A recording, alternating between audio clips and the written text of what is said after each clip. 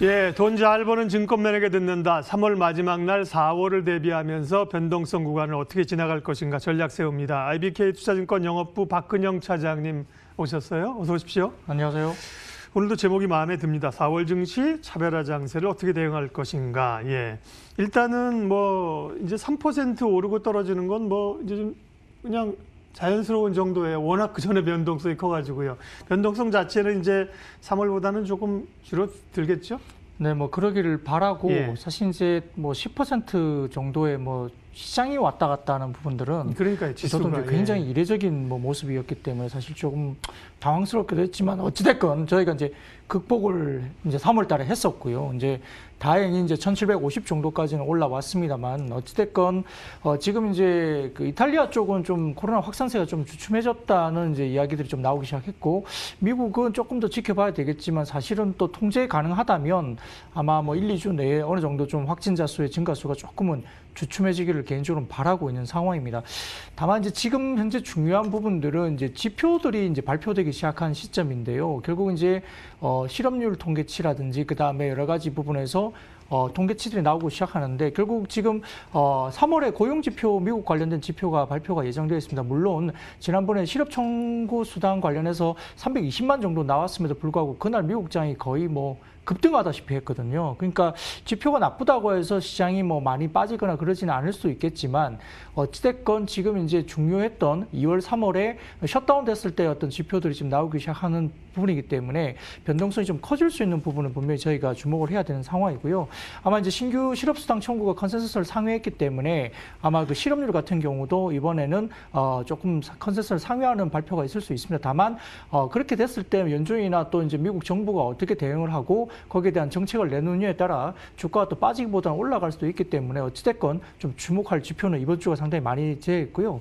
좀 전에 이제 중국 관련된 PMI 지표도 상당히 좋게 나왔습니다. 중국이 이미 상당히 좀 좋지 않았던 국면이었지만 벌써 이제 제조업 가동률이 굉장히 올라오고 있는 부분이고 PMI도 지금 52 정도 나오면서 사실 시장 컨센을 크게 상회하는 이야기가 나왔는데요. 물론 이제 한 달치기 때문에 어떤 시장의 어떤 연속성은 한 3개월 정도는 봐야 된다는 가정은 있겠지만 어찌됐건 2월 이후에 3월에 급격하게 빠르게 반등세를 줬고 일단은 V자 반등이 PMI에서 나왔습니다. 여기에 대해서 시장이 좀 안도할 수 있는 부분인데요.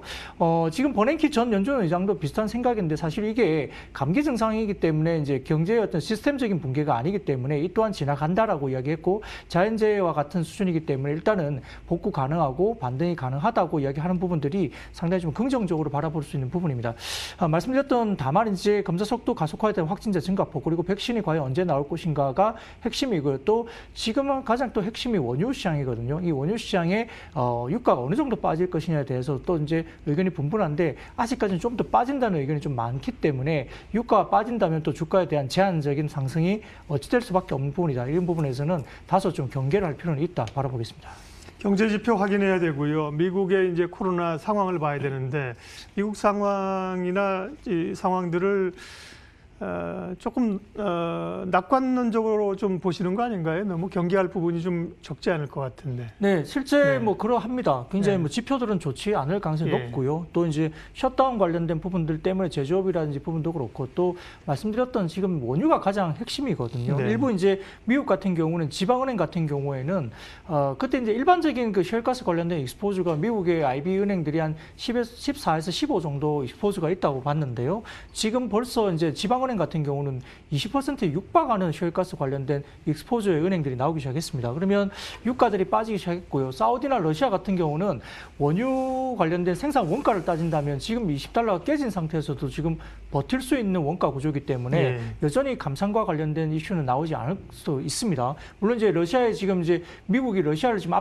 제재하기 시작한 부분들이 뉴스로 나오고 있습니다만은 당장은 좀 버티기 시작한다면 결국 유가가 올라가고 또 원유 트레이더들이 지금 이제 선물 가격이 워낙 높은 컨텐츠 가격을 유지하고 있기 때문에 현물을 계속 비축하면서 말씀드렸던 VLCC 관련된 선박에다가 지금 해상에다가 지금 원유를 재고를 계속 비축하고 있거든요. 그러니까 결국은 그런 부분들이 재고가 증가하면서 유가를 더욱더 내려버린 그런 부분이 있고요. 사우디나 이런 부분도 증산을 더 하겠다고 지금 계속 발표가 나오고 있기 때문에 유가 부분에 대한 부분 상당히 좀 주목할 필요가 있겠습니다. 유가하고요. 말씀하신 이제 미국의 이제 확진자 수하고요. 미국이 지금 사망자가 얼마인지 대충 아시죠? 3,000명 수준이거든요. 3,100명인데요. 10만 명이 사망할 수 있다는 얘기가 나와요. 그래서 저는 의아하게 보는데 이 미국이 베트남전에서 얼마 사망자가 있는지 제가 일부 찾아봤거든요. 5만 6천 명인데요. 10만 명이 사망자가 있을 수 있다는 얘기를 해서 미국 상황이 이게 그냥 소설이 아니라 자국의 그 백악관에서 나오는 얘기라 굉장히 저는 중요하게 보고 있고요. 네.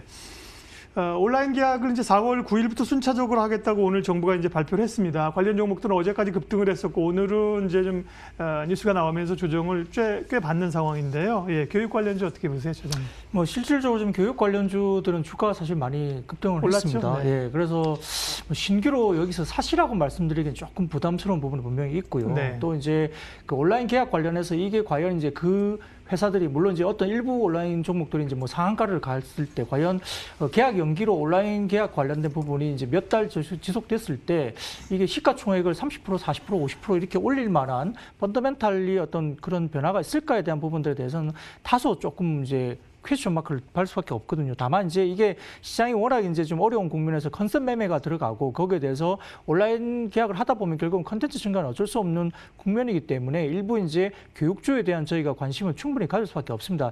여기에 따라서 이제 온라인 계약에 관련된 이슈가 이야기될 수밖에 없는데요. 다만 이제 펀더멘탈로 본다면 이 교육주들이 상당히 좀 아직도 저평가 국면은 상당히 맞기 때문에 좀 개별 단으로 좀 쳐다보자는 이 측면에서 몇 가지 좀 말씀을 드리겠습니다. 디지털 예선 같은 경우는 이제 온라인 플랫폼인 그 대성 마이맥 19 패스의 성장성이 상당히 두드러지고 있다는 점이 주목할 필요가 있겠고요. 두 번째로 정상 JLS 같은 경우는 이제 배당 수익률이 약 7.3%까지 상당히 높아졌습니다. 주가가 빠지면서 그랬는데요. 자산 가치까지 부각이 되고 있기 때문에 이런 국면에서 지금은 상당히 좀 탄탄한 주식으로 말씀드릴 수 있겠고, 메가스터디 교육 같은 경우는 11월과 2월 사이에 메가스터디 관련된 메가패스 결제액이 전년비 15% 이상 상승을 했고, 최근에 3월 들면서 또 이제 온라인 계약이 일단 되면서 좀 연기가 됐죠. 계약이 연기가 되면서 올해 이제 온라인 컨텐츠 결제가 상당히 좀 많아질 수밖에 없고요. 또 EBS 연계율 변화 때문에 상당히 긍정적인 접근이 가능하다는 분석이 나오고 있습니다. 또한 아이스크림 애드 같은 경우는 잘 아시겠지만 이제 아이스크림이라는 컨텐츠를 운영하고 있는데요. AI 영어 과목 포함해서 지금 초등학교에서는 거의 입지적인 존재거든요. 거의 MS가 상당히 높은 상황에서 2021년도에 AI 수학까지 이제 좀 그 과목이 좀 확대되는 상황이고요. 초등학교가 지금 이제 어린이집도 마찬가지고 지금 유치원도 마찬가지고 못 가고 있는 상황에서 초등교육은 고등교육보다는 좀 더 계약 연기라든지 아니면 컨텐츠 수요가 좀 더 많아질 수 있습니다. 여기에 따라서 아이스크림 애드 같은 경우 좀 지켜봐도 될 것 같고요. 그다음에 비상교육 같은 경우는 이제 뭐 기존의 이제 절대적 평가 수준이었습니다. 워낙 이제 시총 대비 이익률이 높은데도 불구하고 시총 대비 상당히 절대적 평가 수준이어서 어제도 그랬고요. 지금 오늘 좀 강세인데 어찌됐건 비상교육도 사실은 절대적 평가 수준에서 제자리를 찾아가는 국면, 이 정도로 해석하는 게 좋을 것 같습니다. 예. 질문이 몇 가지 있고 시간은 많지 않아서 질문 짧게 드리겠습니다. 반도체 어떻게 봐야 됩니까? 네, 기본적으로 지금 뭐 삼성전자나 하이닉스 다들 그렇게 보지만 탄력적인 부분에서는 하이닉스가 좀 더 탄력적입니다. 삼성전자는 가전과 그다음에 휴대폰이 있기 때문에 그러고요. 일부 이제 삼성전자의 해외 공장도 셧다운 일부 되고 있기 때문에 1분기 실적에 대한 부분은 상당히 어렵습니다만 다만 이제 반도체 자체만 놓고 본다면 지금 상당히 서버 드림수는 굉장히 좋습니다. 최근에 그 방증이 뭐냐면 지금 유튜브 같은 경우도 지금 트래픽 급증 때문에 서버 과부하가 발생하고 있다고 계속 이야기 나오고 있는 상황이고요. 그다음 넷플릭스와 페이스북도 워낙 서버 과부하가 나오다 보니까 이제 영상 품질을 제한하는 조치가 취해지고 있습니다. 그러니까 왜냐하면 트래픽이 과부하되면서 이제 셧다운 되면 안 되니까요. 그러니까 오히려 영상의 어떤 그런 화질을 낮추면서 서비스를 하고 있다는 정도로 서버가 과부하된 점, 이게 결국은 이제 코로나19 때문에 이루어진 부분인데 결국 그렇게 된다면 서버 디램 가격 부분에 대해서 수요가 증가하고 디램 가격이 올라간다 부분이고요. 두 번째로는 생산업체들이 지금 공급 하향으로 상당히 좀 줄어들고 있습니다. 중국 업체들도 굉장히 어려운 상황인데 삼성전자나 하이닉스도 지금 생산 공급을 상당히 줄여들고 있기 때문에 많은 수요를 감당하는 부분이 아니겠지만 공급을 줄이면서 가격을 올리는 수요가 효과가 있습니다. 거기에다가 삼성전자 하이닉스 같은 경우는 지금 원달러 환율이 1200원대 위에서 계속적으로 움직이고 있기 때문에 환율 효과도 톡톡히 볼 가능성이 있습니다. 따라서 반도체만 놓고 본다면 아마 그 성장률이나 이런 부분은 크게 문제가 없을 것 같고 다만 이제 반도체에 대한 사이클 고점의 어떤 이슈는 2021년까지 넘어간다는 점에서는 고점의 시기가 조금 지연될 뿐 높이에 대해서는 별로 영향이 없다 이렇게 결정드리겠습니다. 제약바이오가 뜨겁습니다. 셀트리온 헬스케어는 오늘 11% 넘게 급등을 하고 있어요. 제약바이오 전략 주세요. 제약바이오 같은 경우는 지금 셀트리온이나 셀트리온 헬스케어, 그다음에 삼성바이오로직스까지 외국인들의 수급이 굉장히 많이 들어왔던 예. 종목입니다. 더군다나 지금 셀트리온 헬스케어 같은 경우는 최근에 코로나19 사태도 불구하고 EPS 어닝이 더 상향 조정되고 있는 종목 중에 하나고요. 셀트리온 헬스케어가 어닝 상향 조정되면서 셀트리온도 따라가면서 상향 조정되고 있습니다. 따라서 종목이 별로 안 빠진 것도 물론이거니와 수요라든지 수급이라든지 그다음에 매출 이익단이 굉장히 좋기 때문에 셀트리온 관련된 제약주들은 상당히 좀 좋을 수밖에 없는 상황인 것 같고요. 여기에 따라서 이제 ASCO 발표가 예상되는 기업을 또 중요시 여길 필요가 있는데요. 아스코. 예, 그렇죠. 예, 그렇죠. 아스코 학회 모멘텀입니다. 여기서 지금 여기 나오는 게 유한양행, 그다음에 오스코텍, 한미약품, 알테오젠, 메드팩토, 그다음에 파맵신 등 이야기되고 있고요.